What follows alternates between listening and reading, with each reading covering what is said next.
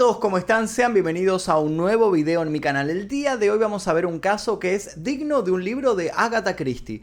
Tiene espionaje, tiene un cadáver que aparece en la playa y nadie puede reconocer quién es. Tiene mensajes ocultos. Bueno, van a encontrar un montón de elementos que pueden tal vez leer en cualquier novela policial o del estilo noir de los años 40 y 50 y demás. Hoy vamos a conocer el caso de Tamam Shud. Pero antes de comenzar les cuento que en este canal tenemos tus 10 segundos en donde youtubers, instagramers, streamers promocionan lo que hacen.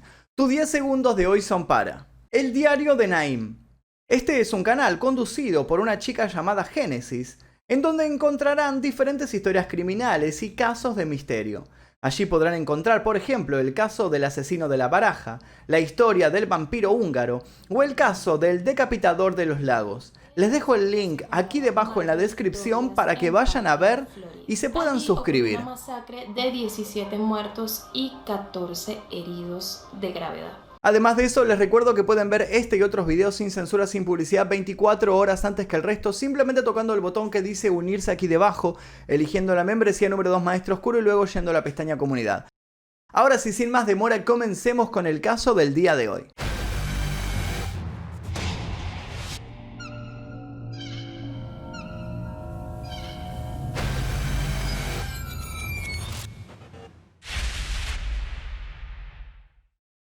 Hay delitos que dejan huellas en lugares visibles y otros que se mantienen en la oscuridad del tiempo. Los asesinatos, sobre todo, son los más complicados de vincular con la verdad, ya que se entrelazan en situaciones difíciles como los suicidios o los hechos librados al azar.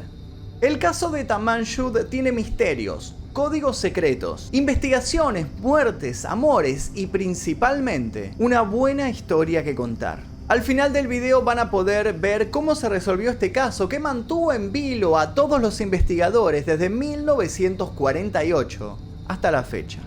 El caso de Tamam Shud, también conocido como el misterio del hombre de Somerton, fue el crimen de un hombre no identificado que fue encontrado muerto en la playa de Somerton, en la ciudad de Adelaida, en Australia. La historia comenzó con el descubrimiento de un cuerpo en la playa el primer día de diciembre de 1948. Alrededor de las 7 de la mañana, el joyero John Blaine Lyons y su esposa fueron a dar un paseo por Somerton Beach, un balneario al sur de Adelaida. Mientras caminaban, notaron a un hombre elegantemente vestido tirado en la arena, con la cabeza apoyada contra un rompeolas. Este hombre se encontraba a unos 20 metros de ellos, con las piernas extendidas, los pies cruzados y la mano extendida como si estuviese fumando.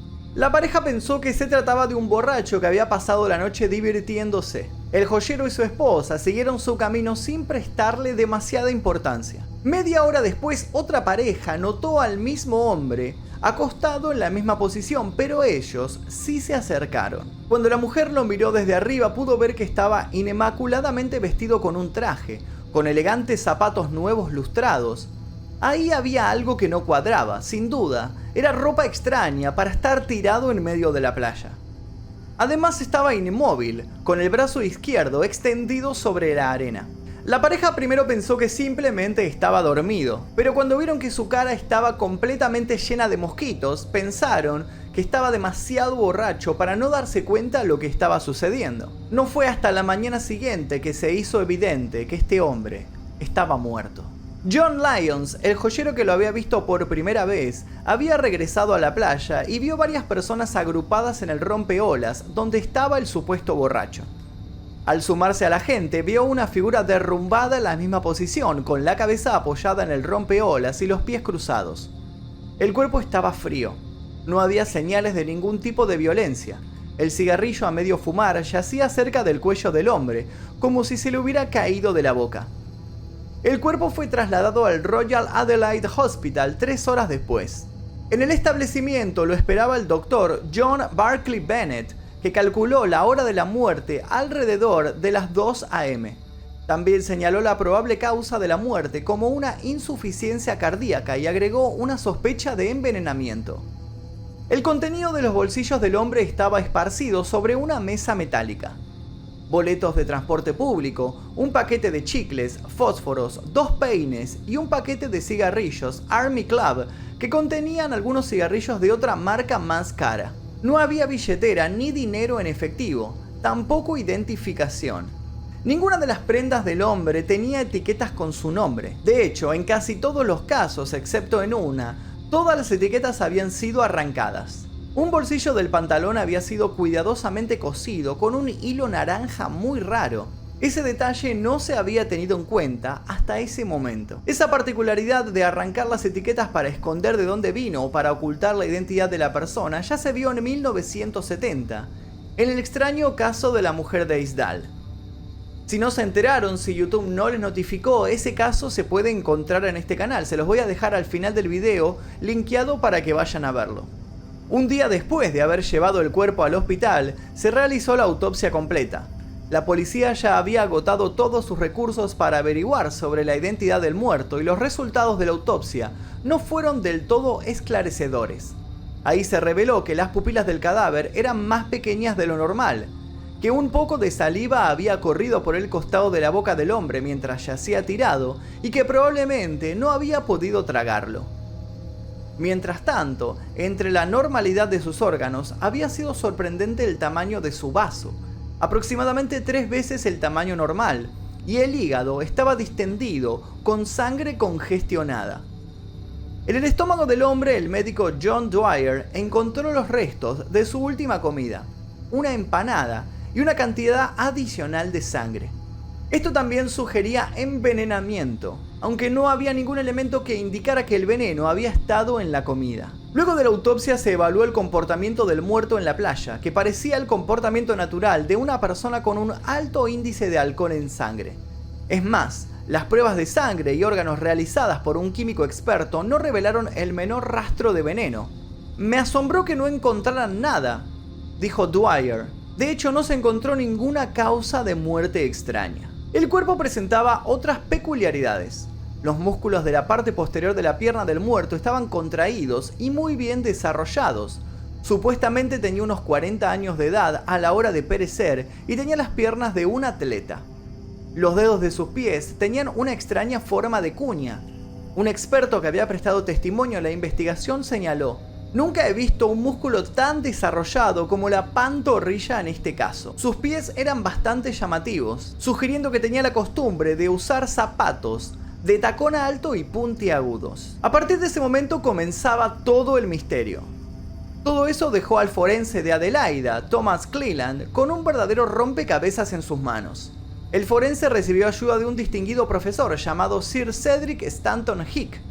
Este le había comentado que era posible que se había utilizado un veneno muy raro, uno que se descomponía con rapidez después de la muerte sin dejar ningún rastro. Los únicos venenos capaces de hacer esto eran tan peligrosos y mortales que Hicks le pasó los datos a Cleland en secreto. Entre los barbitúricos e hipnóticos solubles estaba el veneno digital y la estrofantina. Hicks sospechaba de este último. La estrofantina es un glucósido derivado de las semillas de algunas plantas africanas. Históricamente había sido utilizado por una tribu somalí para envenenar las flechas. La policía continuó con la investigación más desconcertada que nunca. Se tomó un juego completo de huellas digitales y primero se hicieron circular por toda Australia y luego por todo el mundo de habla inglesa. Nadie pudo identificarlas. Gente de toda Adelaida fue escoltada al depósito de cadáveres con la esperanza de que pudieran darle un nombre al cadáver. Algunos creían conocer al hombre por las fotos publicadas en los periódicos. Otros eran los angustiados familiares de personas desaparecidas. Nadie reconoció el cuerpo. Para el 11 de enero, la policía de Australia Meridional había investigado y descartado prácticamente todas las pistas que tenían. La investigación se amplió en un intento de localizar cualquier pertenencia personal abandonada. Esto significó revisar todos los hoteles, tintorerías, oficinas de objetos perdidos y estaciones de tren en kilómetros a la redonda. Pero aunque parecía una tarea muy grandiosa que no obtendría ninguna recompensa, apareció una pista. Los detectives fueron enviados al día siguiente a la estación central de trenes de Adelaida. Allí se les mostró una valija marrón que había sido depositada en el guardarropa el día 30 de noviembre. El personal de la estación de trenes no recordaba nada sobre el propietario y el contenido del estuche no era muy revelador, salvo por un detalle. En él había un carrete de hilo naranja idéntico al que había sido utilizado para coser el bolsillo de este hombre. Además, se había puesto mucho cuidado en eliminar prácticamente todo rastro de la identidad del propietario. Nada tenía marcas y se había arrancado una etiqueta de un lado interno de la valija. Faltaban las etiquetas en todas las prendas, excepto en 3.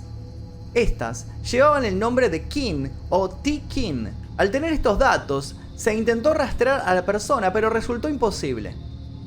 Se informó de este dato a un periódico de Adelaida. La policía concluyó que alguien los había dejado a propósito, sabiendo que el nombre del hombre muerto no era ese. El resto del contenido no ayudaba a seguir con la investigación. Había un cuchillo de mesa con el mango cortado y un abrigo cosido con una puntada desconocida hasta ese momento en Australia. Un sastre identificó esta puntada como de origen estadounidense, lo que sugiere que el abrigo y quizás su portador había viajado durante los años de guerra por ese país. Al realizar la búsqueda sobre los registros de inmigración no apareció ningún dato. La policía había traído a otro experto llamado John Cleland, profesor de la Universidad de Adelaida. Él volvió a examinar el cadáver y las posesiones del muerto. En abril, 4 meses después del descubrimiento del cuerpo, se realizó una prueba final que resultaría ser la más desconcertante de todas. Cleland descubrió un pequeño bolsillo cosido en la cintura de los pantalones del muerto. Los examinadores anteriores lo habían pasado por alto y varios relatos del caso se habían referido a él como un bolsillo secreto, pero parecía que estaba destinado a contener un reloj de bolsillo. Dentro, muy bien enrollado, había un pequeño trozo de papel que, una vez abierto, resultó tener 2 palabras impresas. No estaban escritas a mano. Estas palabras eran Tamam Shud. Frank Kennedy, el reportero policial de Adelaide Advertiser, reconoció las palabras como persa y telefonó a la policía para sugerirles que obtuvieran una copia de un libro de poesía, el Rubaiyat de Omar Khayyam. Esta obra, escrita en el siglo XIII, se había hecho popular en Australia durante los años de la guerra en una traducción muy buscada de Edward Fitzgerald. La policía, al tener las manos vacías, no tardó en buscar las diferentes ediciones, pero al visitar las bibliotecas, editoriales y librerías, no lograron encontrar una que coincidiera con la tipografía elegante del pedazo de hoja que había sido encontrada en el bolsillo secreto. Sin embargo, lo importante es saber que las palabras Tamam Shud o Taman Shud, como lo escribieron con un error tipográfico varios diarios en ese momento, significan se acabó. Tomada al pie de la letra, esta nueva pista sugirió que la muerte podría haber sido un caso de suicidio. De hecho, la policía de Australia Meridional nunca llevó sus investigaciones sobre personas desaparecidas en una investigación de asesinato. Este descubrimiento no los acercó a la identidad del muerto y mientras tanto, su cuerpo comenzaba a descomponerse.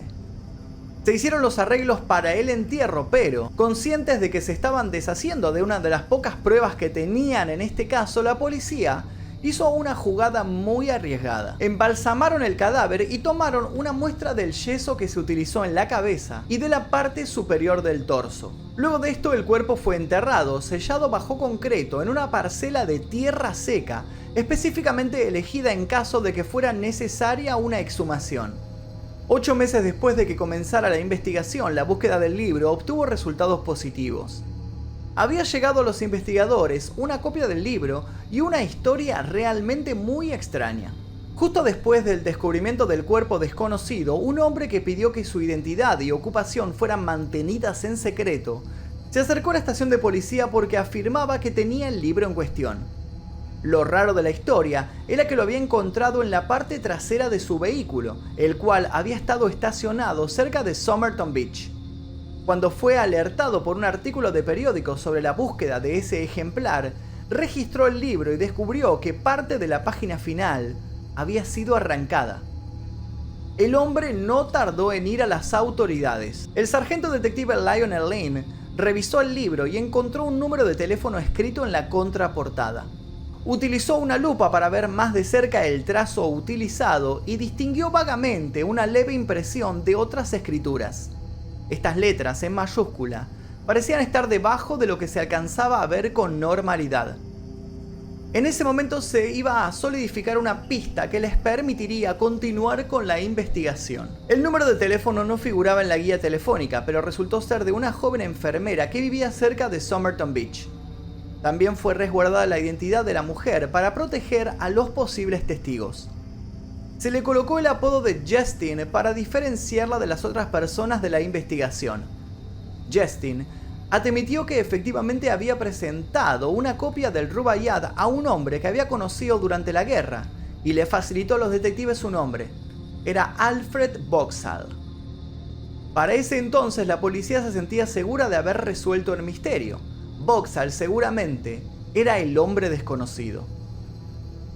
A los pocos días rastrearon su hogar hasta Maruba, Nueva Gales del Sur. El problema era que Vauxhall resultó estar todavía con vida y todavía tenía la copia del Rubaiyat que Justin le había regalado. Llevaba la inscripción de la enfermera, pero esta copia estaba completamente intacta. El trozo de papel escondido en el bolsillo secreto del muerto debía haber salido de otra parte. La policía volvió a interrogar a Justin y esta les dio una nueva información al respecto. Recordaba que en algún momento del año anterior, no estaba segura de la fecha, los vecinos le habían comentado que un hombre desconocido había preguntado por ella. Otro dato importante es que cuando la policía le mostró una foto del hombre encontrado en la playa, Justin casi se desmaya. Ella estaba completamente desconcertada. Según las declaraciones de los policías que habían estado presentes durante este suceso, parecía que Justin había reconocido al hombre, pero luego negó firmemente conocerlo. Ante todas estas negativas, se concentraron en lo encontrado en el libro. El sargento Lynn examinó bajo luz ultravioleta el libro y se pudieron ver 5 líneas de letras desordenadas, de las cuales la segunda había sido tachada. Las primeras 3 estaban separadas de las últimas 2 por un par de líneas rectas con una X escrita sobre ellas. Sin lugar a dudas, parecía una especie de código secreto. La policía envió el mensaje a la inteligencia naval, donde trabajaban los mejores expertos en cifrado de Australia. A su vez permitieron que el mensaje se publicara en la prensa. Esto produjo un frenesí de descifrado de códigos de aficionados, casi todos sin valor. Desde la Marina decían que el código parecía indescifrable y entre los detalles comentaban que había símbolos insuficientes para establecer un patrón, que los símbolos podían ser un código complejo o un sinsentido de una mente enferma. Todo se mantuvo nublado por el misterio. La policía australiana nunca descifró el código, ni identificó al hombre desconocido. Con el paso del tiempo, Justin murió, dejando sin revelar el misterio de por qué reaccionó de esa manera al ver la foto. Sin embargo, en los últimos años, el caso de Tamam Jude había comenzado a atraer nueva atención. Los detectives aficionados habían investigado los cabos sueltos que dejó la policía, resolviendo 1 o 2 misterios menores. 2 investigadores especialmente persistentes, el policía australiano retirado Jerry Feltus, autor del único libro publicado hasta ahora sobre este caso, y el profesor Derek Abbott de la Universidad de Adelaida, habían logrado grandes avances. Primero, la identidad de este hombre permanece desconocida. Hablando en rasgos generales, se presume que Justin lo conocía, y que posiblemente el hombre que la había ido a buscar un día a su casa y le preguntó a los vecinos era el hombre que había aparecido muerto en la playa. ¿Tenía ella la costumbre de regalar copias del Rubaiyat a sus amigos? Y de ser así, este hombre muerto tal vez habrá sido algún exnovio de ella. O peor aún, alguien a quien ella no deseaba conocer. Las investigaciones de Abbott lo sugieren, ya que habría rastreado la identidad de Justin y había descubierto que había tenido un hijo. Un análisis minucioso de las fotos del hombre desconocido y el hijo de Justin revelaron similitudes altamente intrigantes. ¿Podría el muerto ser el padre del hijo de la enfermera? Y de ser así, tal vez se habría suicidado cuando le dijeron que no podría conocerlo. Hay otra parte que argumenta en contra de esta teoría y señala que la causa de la muerte del hombre se debe a la estrofantina, que para ese entonces se podía conseguir en las farmacias. Este era un relajante muscular que se usaba para tratar enfermedades cardíacas. La naturaleza exótica de la muerte para todos estos teóricos sugiere que este hombre desconocido era posiblemente un espía. Alfred Vauxhall había trabajado en inteligencia durante la guerra y el hombre desconocido murió después de todo al comienzo de la Guerra Fría. En ese momento se estaba instalando la estación británica de pruebas de cohetes en Gumera, a unas millas de Adelaida. Luego, ese lugar pasó a ser una de las bases más importantes y secretas del mundo. Incluso se había sugerido que él mismo se había administrado el veneno a través de su tabaco, relacionando el cigarrillo que yacía cerca de su cuello cuando encontraron el cadáver. Todas parecen ser teorías descabelladas, pero el misterio de Tamam Shud señala a otras situaciones aún más extrañas. La primera es la aparente imposibilidad de encontrar un duplicado exacto del Rubaiyat entregado a la policía en julio de 1949. Para ese entonces el libro no era difícil de conseguir en las librerías, pero esta edición era algo especial. Las exhaustivas investigaciones de Jerry Feltus dieron como resultado una versión casi idéntica con la misma portada, publicada por una cadena de librerías de Nueva Zelanda llamada Whitcomb Toms. Lo trágico detrás de esta edición especial del Rubaiyat era que Abbott había descubierto otro caso similar al de Tamam Shud en Australia. Otro hombre había muerto después de la guerra, y cerca del cuerpo se había encontrado otra copia del libro. Este hombre se llamaba George Marshall, era un inmigrante judío de Singapur. El libro era la misma edición extraña que habían estado buscando. En teoría no existen más de 5 ediciones del Rubaiyat de Methuen, lo que indica que la séptima edición de Marshall era tan inexistente como parece ser la del hombre desconocido. Entonces esto abre otra incógnita. ¿Es posible acaso que estos extraños libros se tratasen de alguna herramienta del espionaje? Y ahora sí llegamos hasta el misterio final. Al revisar el expediente policial sobre el caso, el investigador Jerry Feltus tropezó con una prueba que había sido dejada de lado. Una declaración dada en 1959 por un hombre que había estado en Somerton Beach. Según un informe policial, esta persona había visto a un hombre que llevaba otro hombre al hombro, cerca de la orilla del agua. Por desgracia, no pudo describir a este hombre. El testigo asumió que estaba viendo a un amigo cargando a un colega borracho y nada más. Esta declaración estuvo dando vueltas en las manos de los investigadores como la última prueba activa, si se podría decir de esta manera, del caso Tamam Shud.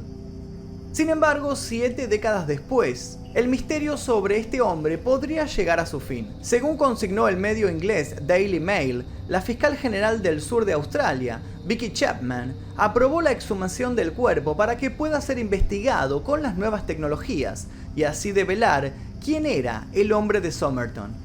Por otra parte, quien solicitó la exhumación fue un profesor de la Universidad de Adelaida llamado Derek Abbott. Sí, el mismo Derek Abbott que llevaba años estudiando este caso y que en medio de este proceso conoció a una mujer llamada Rachel Egan, quien es su actual esposa, con quien tiene 3 hijos. Lo llamativo de todo esto es que ella sostiene que podría ser la nieta del hombre de Somerton, basándose en teorías que, hasta el día de hoy, no tienen ningún fundamento científico. Todavía se esperan datos fehacientes para establecer la verdadera identidad y todos los nuevos misterios que acarrea el caso de Tamam Shud. Y hasta aquí el caso del día de hoy. Como verán, es un caso que sigue abierto, pero parece que muy pronto se va a cerrar y van a poder revelar quién era este hombre que apareció en la playa. Si ustedes tienen algún dato adicional, les pido por favor que lo escriban aquí debajo y vamos a estar debatiéndolo. También les pido sugerencias de posibles casos para este canal. Los invito a ver otros videos que van a aparecer aquí al final y que tal vez tengan alguna relación con el misterio de Tamam Shud. Ahora sí, me retiro. Mi nombre es Magnum Mephisto. Nos veremos seguramente en el próximo video. Adiós.